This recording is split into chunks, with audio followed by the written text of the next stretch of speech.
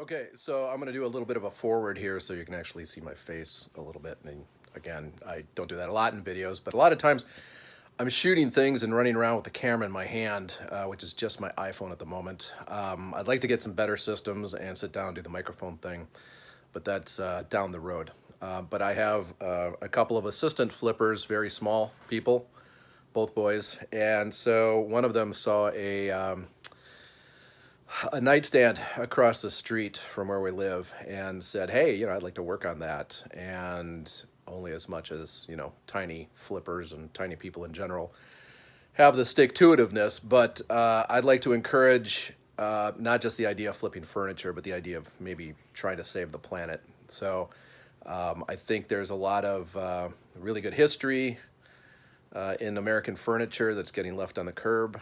So that's one of the many reasons I'm doing this. Beer money, another good reason.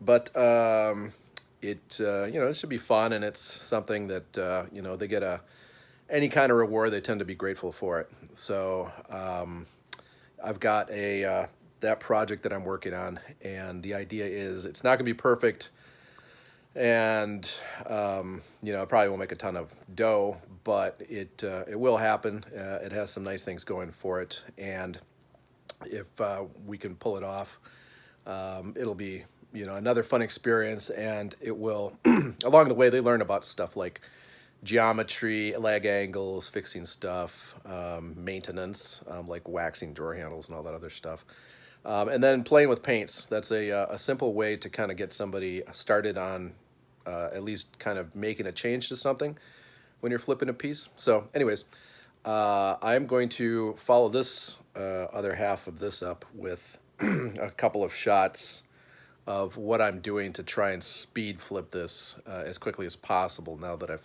fixed some of the loose or broken pieces.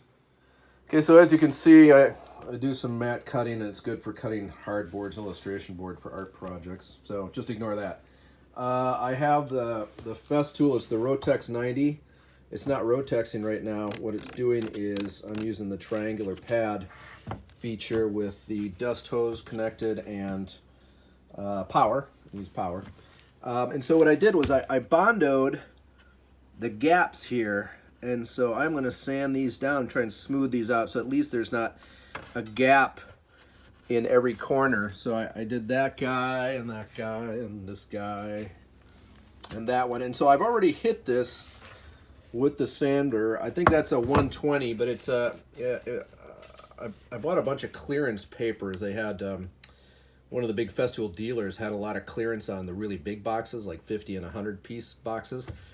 And so this 120 actually felt a little milder than a 150, if that makes sense. But I think they came from different lines. But it didn't take very long to knock it down. This is what it looks like in action.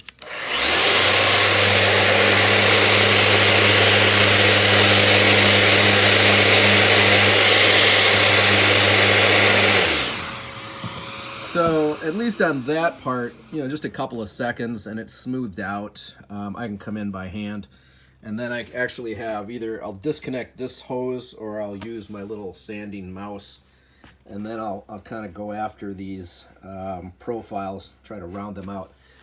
And so beyond that, I did some sanding and the finish is pretty gummy, but what I'm going to use is a shellac primer.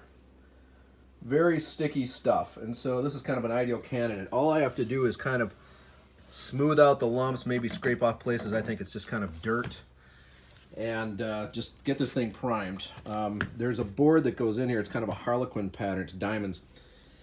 I took it out. I have to figure out if I want to try to glue that down. They use these weird little staples on the edge of this, but I think the wood moved a little bit on it and it popped out. So the thing that I did the most on was spend some time fixing up the drawer. So that's in my basement. But that's pretty much ready to maybe scuff, sand, and prime. So I am going to get to work on fixing the Bondo, and then I'm going to take this in the bathroom because it's cold outside. And then I'm just going to prime it and move on. So I'm hoping to get this primed by the end of the day. And then when the junior team shows up, that at least one of them can pick out a fun color and start making the paint job happen.